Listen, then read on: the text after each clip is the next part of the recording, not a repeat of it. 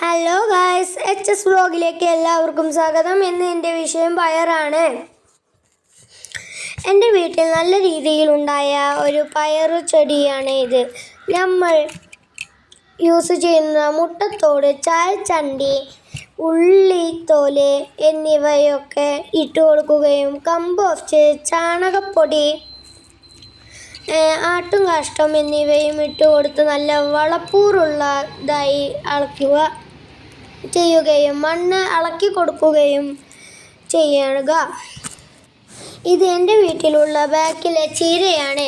വെള്ളം ഒഴിക്കാത്തതും ചൂട് അധികമായി കിട്ടുകയും ചെയ്താൽ ചീര പെട്ടെന്ന് പോവുകയും പെട്ടെന്ന് മുളക്കുകയും ചെയ്യുന്നു. പിന്നെ ഇത് വഴുതനങ്ങയാണ്. വഴുതനങ്ങ പിടിച്ചു കിട്ടുവാൻ വലിയ പണിയാണ്. പിടിച്ചു കഴിഞ്ഞാൽ എല്ലാ സീസണുകളിലും നമുക്ക് വീട്ടിലേക്ക് ആവശ്യമായ നിലയിൽ വഴുതനങ്ങയും ലഭിക്കുന്നു.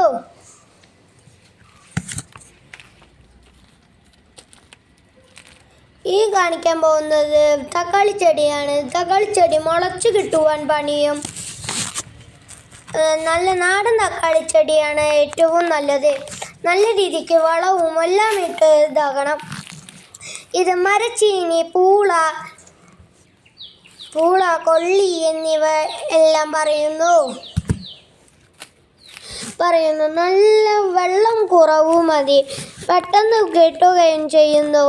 നല്ല രീതിയിൽ ഫലവും നമുക്ക് ലഭിക്കും.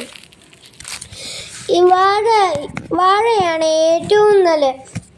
നമുക്ക് കൃഷിഭവനുകളിലെല്ലാം ലഭിക്കുകയും നല്ല രീതിയിൽ വളമൊക്കെ ഇട്ട് കൊടുത്താൽ നല്ല രീതിയിൽ ഉണ്ടാവുകയും ചെയ്യുന്നു.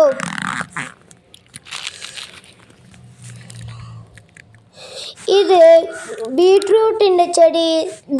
ബീട്രൂട്ടിൻ്റെ അടിഭാഗം ചെത്തി വെച്ചാൽ നമുക്ക് ബീട്രൂട്ട് ചെടിയും കിട്ടും. ഇത് വാഴയാണ്. ഇത് ചേമ്പ് എന്നൊക്കെ പറയുന്നു.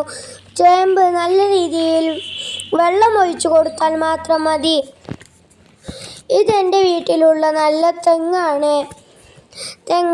വെള്ളം എന്നും ഇട്ടുകൊടുക്കാറുണ്ട്. ഇത് വീടിൻ്റെ ബാക്കിലുള്ള മാവാണ്. പപ്പായ ചെടി എന്നൊക്കെ പറയുന്നത് നമുക്ക് ഏറ്റവും സിമ്പിളായിട്ട് ഉണ്ടാക്കാൻ പറ്റുന്നു. ഞാനിപ്പോൾ ഈ തൊട്ട് കാണിക്കുന്നത് കോവക്ക ചെടിയാണ്. നല്ല രീതിയിൽ പിടിച്ചു കെട്ടി കഴിഞ്ഞാൽ നല്ല രീതിയിൽ സീസണുകളിൽ കിട്ടുന്നു. ഇത് ഞാൻ നേരത്തെ പറഞ്ഞ ഇത് എൻ്റെ വീട്ടിലുള്ള പേരക്ക മരമാണ്. നല്ല രീതിയിൽ കിട്ടുന്നു. ഇതിൽ സീതാപ്പഴത്തിൻ്റെ ചെടിയാണ് ഇപ്പോൾ ഞാൻ കാണിച്ചത്. പിന്നെ മല്ലി, ചീനമുളക് എന്നൊക്കെ പറയുന്നു. ഞങ്ങളുടെ ഇവിടെ ചീനമുളക് പെട്ടെന്ന് ഉണ്ടാവുകയും പെട്ടെന്ന് കായ്ക്കുകയും ചെയ്യുന്ന നല്ലൊരു ചെടിയാണ്. നമുക്ക് ചമ്മന്തി എന്നിവയിലേക്ക് ഉപയോഗിക്കാം. ഇപ്പോൾ കാണുന്നത് പച്ചമുളകാണ് എൻ്റെ വീട്ടിലുള്ളത്.